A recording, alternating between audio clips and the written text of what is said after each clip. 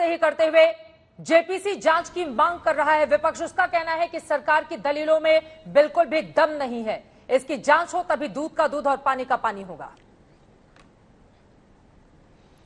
देखिए चित्रा जी, आपने कहा कि विपक्ष कह रही है कि सरकार के दलीलों में दम नहीं है। जिस आर्टिकल को लेकर आज ये चर्चा हो रहा है वो आर्टिकल भारतवर्ष में द वायर नामक पोर्टल ने छापा है। वो आर्टिकल मैं लेके आया हूं और उस आर्टिकल के ओपनिंग स्टेटमेंट को जो हेडर है वो हेडर मैं आपको दिखा रहा हूं, उसको बड़ा करके मैंने निकाला है।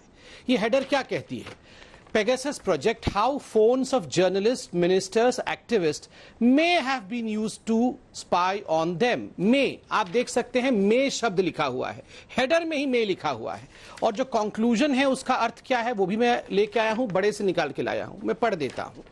वायर ही लिखती है, the presence of a phone number in the data does alone not reveal whether a device was infected with Pegasus or subject to an attempted hack. However, the Pegasus project is a consortium of international news organization, believes the data is indicative of potential targets identified in advance possible surveillance attempts. बड़ा स्पष्ट रूप से खुद wire कहती है कि अगर आपका नाम इन 300 के लिस्ट के अंदर आता है तो ये जरूरी नहीं है कि आपके फोन को हैक कर लिया गया हो, या ये जरूरी नहीं है कि आपका फोन सर्वेलेंस में पेगासस के माध्यम से डाला गया हो। हाँ, हो सकता है कि आप एक पॉसिबल टारगेट हो या भविष्य में एक पॉसिबल टारगेट बन सकते हैं। बताइए, जिसमें मे बी नॉट, हो सकता है, नहीं हो सकता है। अरे लिखने वाले ने ही सारा का सारा भ्रम और कंफ्यूजन फैला रखा है। आप बताइए, उस कंफ्यूजन के आधार पर हिंदुस्तान के पार्लियामेंट को बंद कर दिया जाए, हिंदुस्तान के पार्लियामेंट में कोई और विषय डिस्कशन ना हो, उसके आधार पर यहां पर आप प्रधानमंत्री के ऊपर, सरकार के ऊपर लांछन लगाएंगे? मैं तो यहां एक सुझाव दे रहा हूं, कल से मैं सुझाव दे रहा हूं। अगर आपको लगता है इस आर्टिकल में आपने लिखा होगा, मैं पूरा आर्टिकल पढ़ के लाया हूं और चाहता हूं कि जनता इसके विषय में अवगत हो।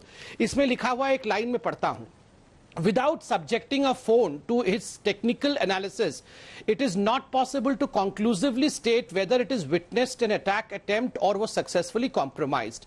केवल इसको टेक्निकल अगर जांच किया जाए तो हम जान सकते हैं कि ऐसा अटेम्प्ट किया गया कि नहीं। पहले तो मैं कहता हूं, राहुल जी का नाम कल आया था, राहुल जी बता रहे थे, तो मैं कहता हूं राहुल जी अपने फोन का टेक्निकल जांच कराएं। राहुल जी इसको फॉरेंसिक जांच के लिए दे सकते हैं, बहुत जगह पे फॉरेंसिक जांच होती है, उसके बाद वो सामने आ सकते हैं। मगर केवल हवा में तीर चला करके फॉरेंसिक टेस्ट किया गया है। जिस आर्टिकल का आप जिक्र कर रहे हैं या जिस संस्थान का, उसी की ओर से यह हवाला दिया गया है। और यहां पर सिर्फ एक की बात नहीं है, 16 मीडिया रिपोर्ट्स के आधार पर इसकी तैयारी की गई है। संबित पात्रा जी, आप इसका जवाब आगे दीजिएगा। लेकिन वो लिस्ट बनाई किसने? वो पेगासस ने तो नहीं बनाई, इजरायली सरकार ने तो नहीं बनाई, वो तो लिस्ट तो आपने बनाई ना। और अगर हमारा डेटा, जिस प्राइवेट डेटा की आप प्रोटेक्शन की बात करते हो, ये तो प्राइवेट डेटा कलेक्शन हो गया ना। आप जनता को कहते हैं कि प्राइवेट डेटा प्रोटेक्शन बिल ला रहे हैं, लेकिन आप उनके पीछे प्राइवेट डेटा कलेक्शन कर रहे हो पेगासस के द्वारा। और अगर ये सारा डेटा पेगासस को पहुंच गया, इजरायली पहुंच गया, तो ये तो बड़ा भारी नेशनल सिक्योरिटी थ्रेट है, बहुत भारी नेशनल सिक्योरिटी थ्रेट है। इलेक्शन अगर कर्नाटका में हो रही थी तो आप सीतारमैया का के लोगों को इंटरसेप्ट कर रहे थे, कुमारस्वामी के स्पेशल ऑफिसर को इंटरसेप्ट कर रहे थे, आप देवगौड़ा जी के काम करने वाले को इंटरसेप्ट कर रहे थे इलेक्शन के दौरान। तो ये सारा षड्यंत्र क्यों हुआ? क्योंकि आप जानना चाहते थे इलेक्शन में कौन कौन किससे क्या बात कर रहा है, ताकि आपको वहां से फायदा हो। और जर्नलिस्ट के खिलाफ भी वही काम हो रहा है। तो सबसे बड़ा सवाल जो उठता है कि जो आपने, और आपका हमारा संविधान कहता है कि इस देश की सरकार हमारी सिक्योरिटी को प्रोटेक्ट करेगी, नेशनल सिक्योरिटी को प्रोटेक्ट करेगी, लेकिन आपकी देश, हमारे देश की सरकार ने कहीं ऐसा तो नहीं किया कुछ कि नेशनल सिक्योरिटी को जेपरडाइज कर दिया। क्योंकि यही जो डेटा अगर बाहर के देशों में पहुंच जाए, NSO टेक्नोलॉजीज को मिल जाए, तो एक नेशनल सिक्योरिटी थ्रेट हो गया।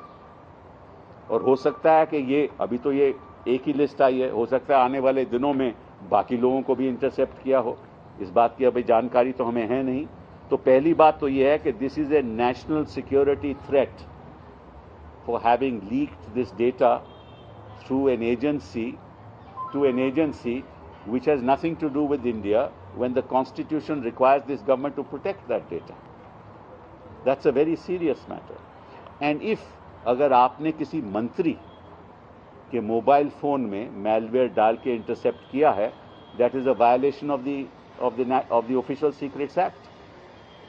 क्योंकि कोई भी मंत्री हो वो कई बातें प्राइवेसी में करते हैं, अपने मोबाइल पे रखते हैं, व्हाट्सएप पे रखते हैं, बाकी ऐसे प्लेटफॉर्म्स हैं जो एंड टू एंड इंक्रिप्टेड है उसमें रखते हैं, तो वो भी एक ऑफिशियल सीक्रेट्स एक्ट का उल्लंघन है।